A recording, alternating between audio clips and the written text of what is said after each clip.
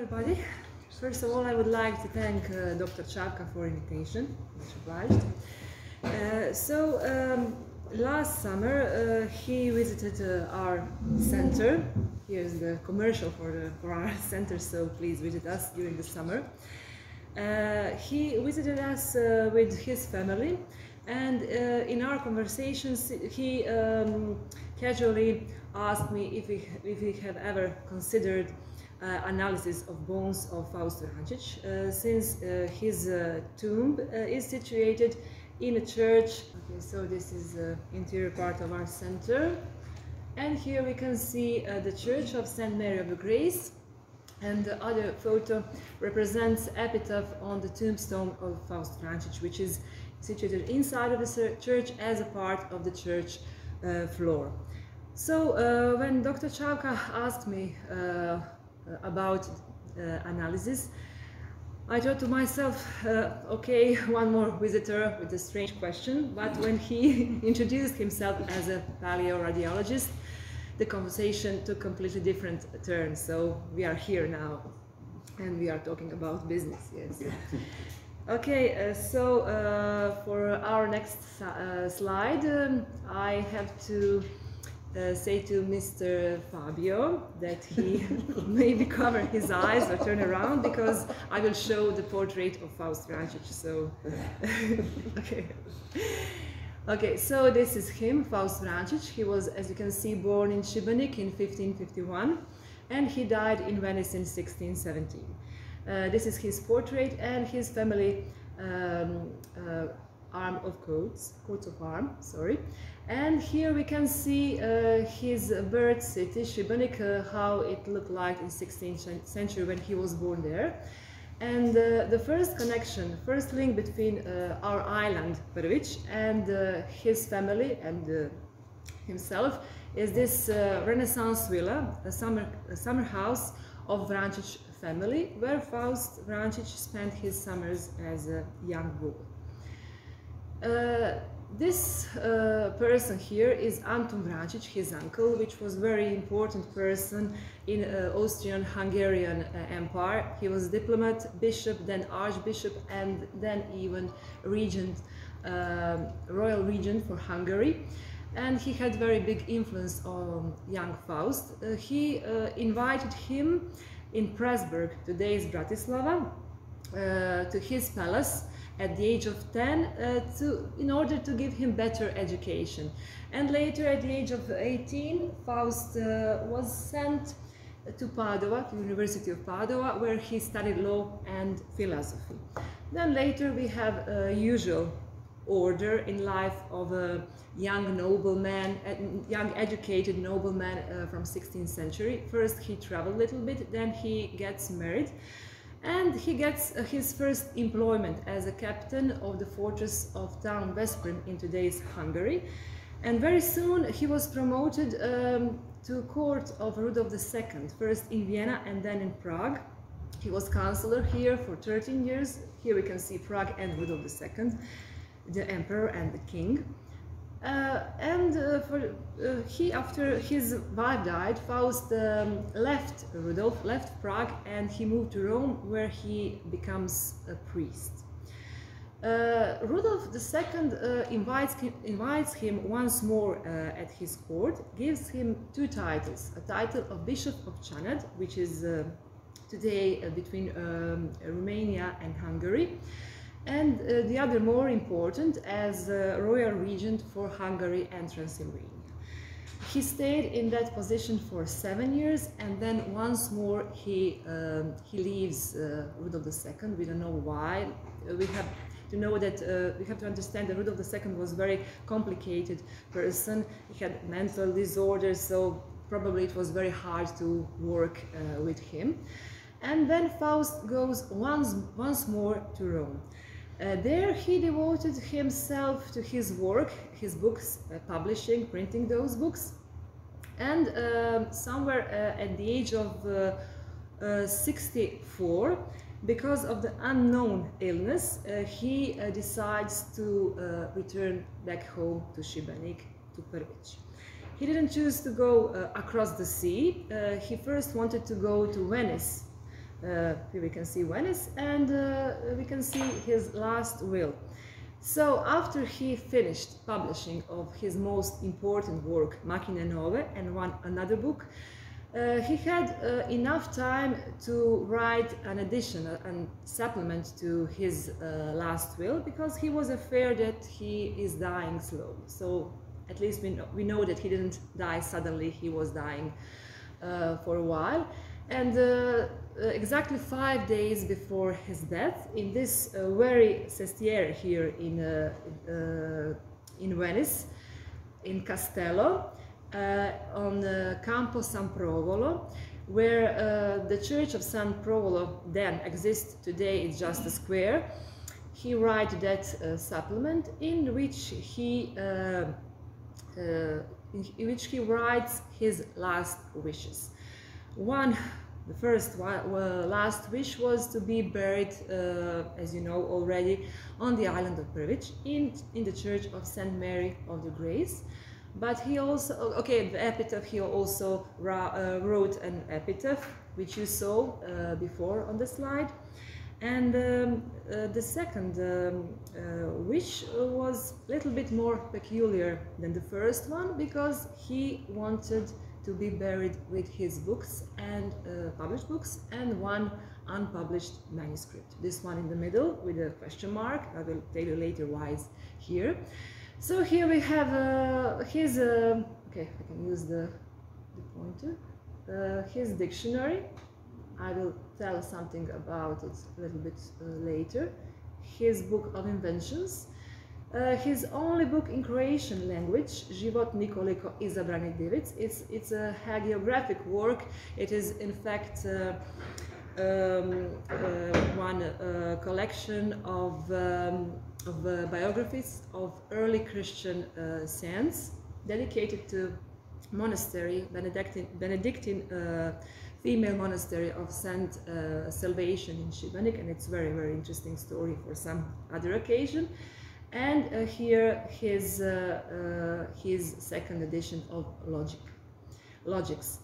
This manuscript here is very interesting because he didn't give a title, he just describes it as a manuscript of his history of Dalmatia.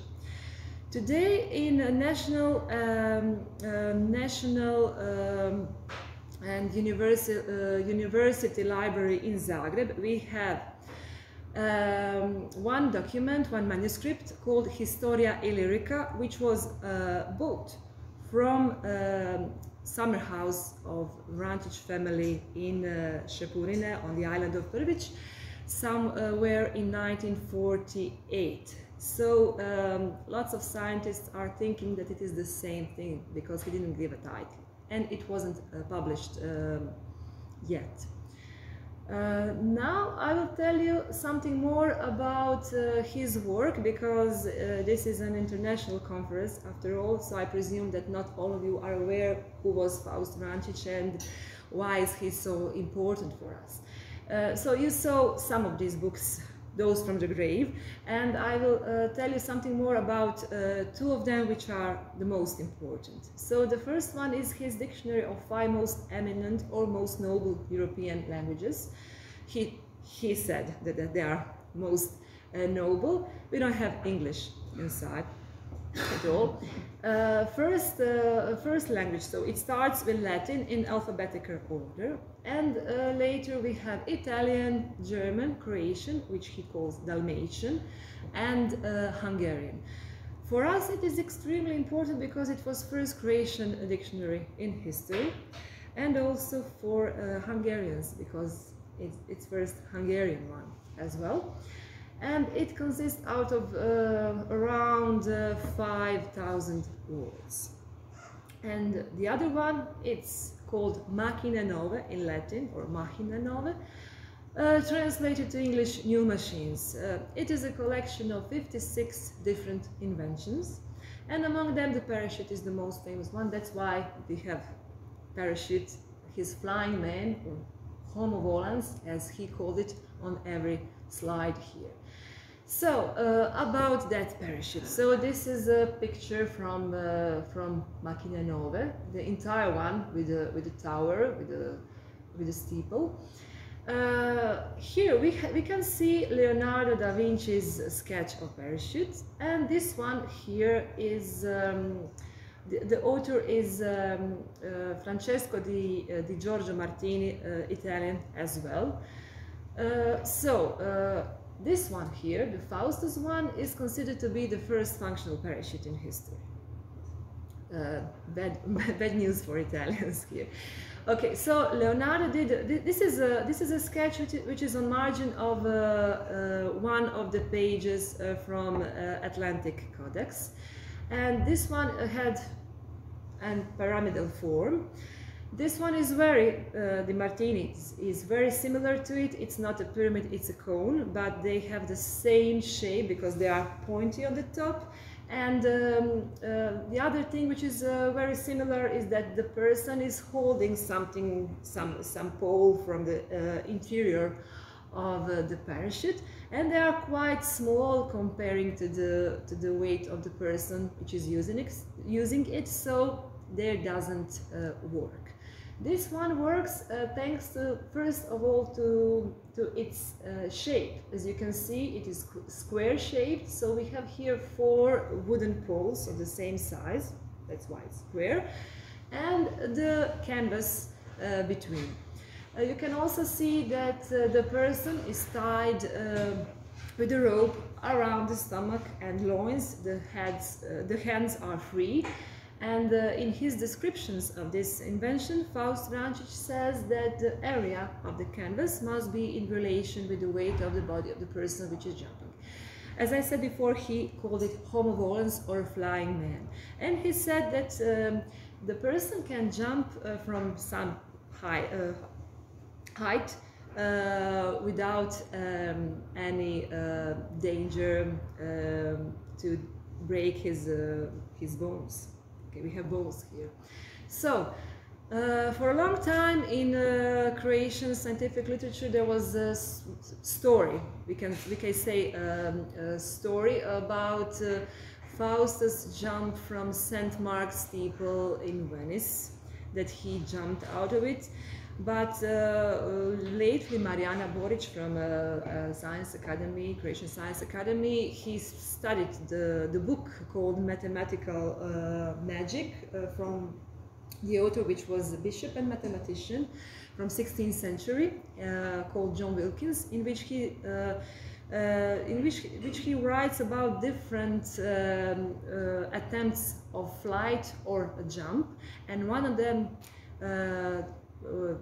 took place in Venice from St. Mark's steeple, but we don't know where or who did it. He says that you can jump. So this book was once, at least once. Okay, at least we know that he didn't die because of that jump. Apparently, but this book was published with explanations on 5 European languages, and he had permits given by different rulers, European rulers. So I doubt that he gave the recipe for suicide in that book. But some did test it. Some 10, even 12 years ago on History Channel, there was one series of documentary movies called Ancient Discoveries, and in one episode called Airborne Assault, we have 10 minutes about Faust and this very invention. So there was a group of professional parachuters, and they took this project, and finally in some foreign documentary or a book, they said Croatian scientist Faust Vrančić, because lots of them were talking about Italian or Hungarian scientists, and they took this project and they made a replica out of it. So one of them, the professional parachutist, was jumping with it, but they didn't choose a tower or a fortress or something like that. They choose a hot air balloon because they want to measure time better. So they raised a hot air balloon on the height of 1,080 meters. We're talking in metrical system of height, and he was the parachutist was attached on the bottom of the basket, because it was impossible to enter and go outside, because this is a very fixed construction. And he jumped. He was released, and they said with their calculations that if parachute remains intact in 10 or 15 seconds, that the Faust succeeded. So they were counting time, 10, 15, 20, 25, 30, and further. And the parachute was showed very good performances, because he didn't fall apart, and it was going down very softly. It was I don't know the term in English, uzgon. When the parachute goes a little bit up there, it returns a little bit, and the parachutist was able even to manipulate with the ropes a little bit. And on some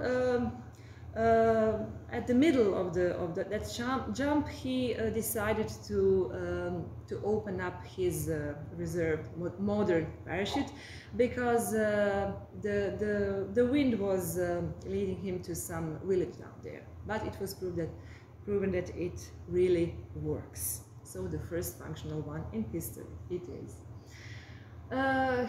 Faust was very important in bridge building during the history, because he didn't build those bridges, but he gave, you can see this one up there, it's the first idea of a metal bridge in history, because before all the bridges were made out of stone or wood or combination, and he for the first time suggests metal, and today it's pretty normal thing. And this one here is a first chain suspension bridge.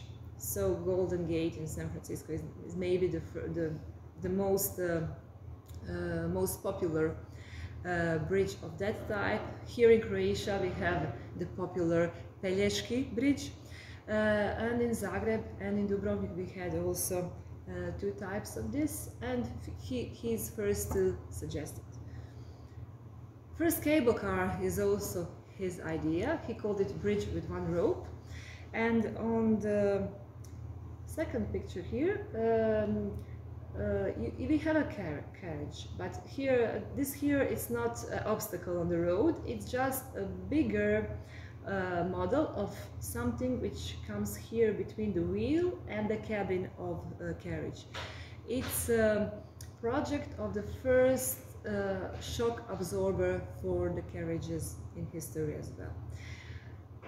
Among other his inventions, I can tell that he also had 18 different kinds of mills, and this book here was his grand work, and he published it 1 year before his death. But very recently we find out in the National Archive in Zadar some permits for some of his inventions, which were given from Senate of Venice, because Venice had the first patent law even in 15th century, so between 16th and 17th century where he lived, it was a pretty normal thing to do. So we know that even 20-25 years before he published this book of inventions, he already had some patents of mills and saws that he used somewhere in Republic of Venice, possibly in his homeland. Okay, Fabio. So the title of my lecture was what could bones tell us about the life and death of Faust Vrančić? I don't know what. Maybe you can answer me that question. So I am aware that we can find out lots of things. First of all, his height, possibly cause of death, the maladies that he had, and maybe even broken bones, Also, Miss Love told me about I don't know precise name of that analysis of the teeth, where you can see what he ate, where he lived. This part is very well documented in his biography, but it could be very interesting to compare results between those analyses and known facts. But the most popular of all those let's say investigations is of course facial reconstruction, not for professionals but for public. Yes, it's maybe the most interesting thing. Here we have two very different portraits of him, and if you you can take a close look to these portraits, you can see that those men on the pictures, on the portraits, they don't resemble at all to each other.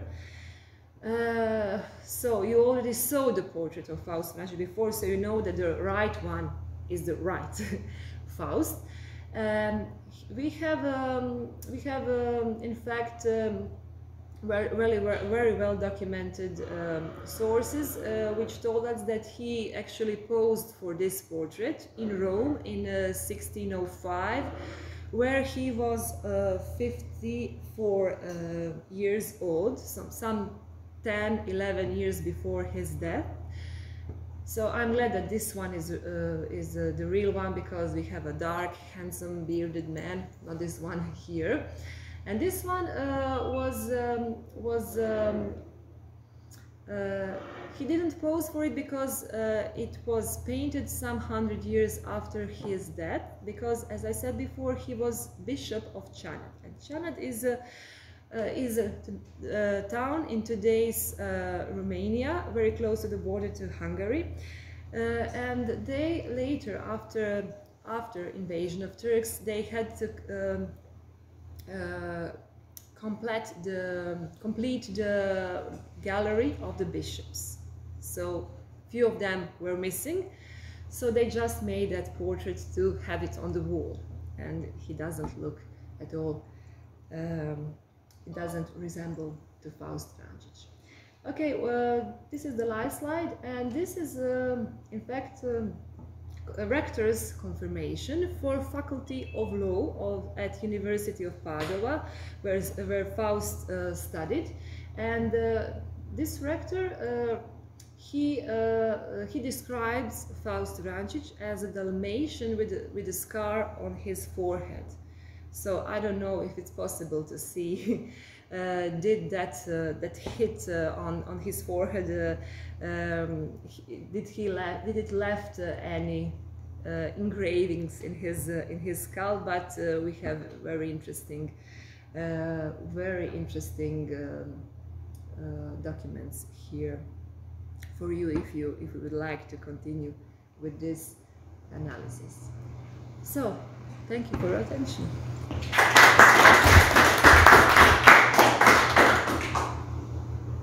Thank you for this introduction to Faust Vrančić's life. It is fascinating. He's the nephew of Antun Vrančić. Antun Vrančić at that period is one of most influential people in Europe. It's the time when Turks are invading Europe. It is time of the first siege of Vienna, and when power shifts towards Austria, when Austria at that time is only Archduke. They have their own titles of Archduke, so that's what allowed Habsburgs to expand to the east and the south. And it's fascinating how Croatia is practically vanished in that period, and then we have people who got so far in Europe.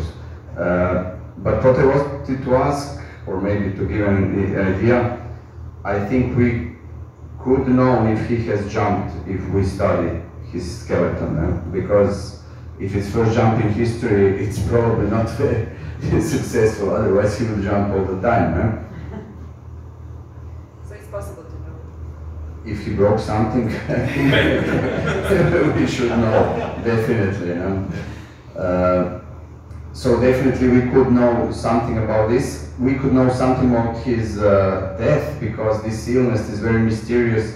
He tried to reach home, but he got only until Venice, if I'm not wrong. Eh? So maybe Fabio would want to add something, or about the face, there are two. About the face, there are two different portraits. One maybe over other, the more recent. But if we know 7 portraits of Johann Sebastian Bach, made by various artists in 10 years, and are completely different. But if you compare the two, some things are preserved. So we can study the skull, because there are technical things that you can see if the artist have more or less fantasy in the representation. The true face is impossible. We reconstructed the approximation of facial traits. That is sufficient to know something. For the other things, I agree with Misla. We can make a complete analysis of skeleton and biological and also of body and so on. Feet, jump. We have the proof.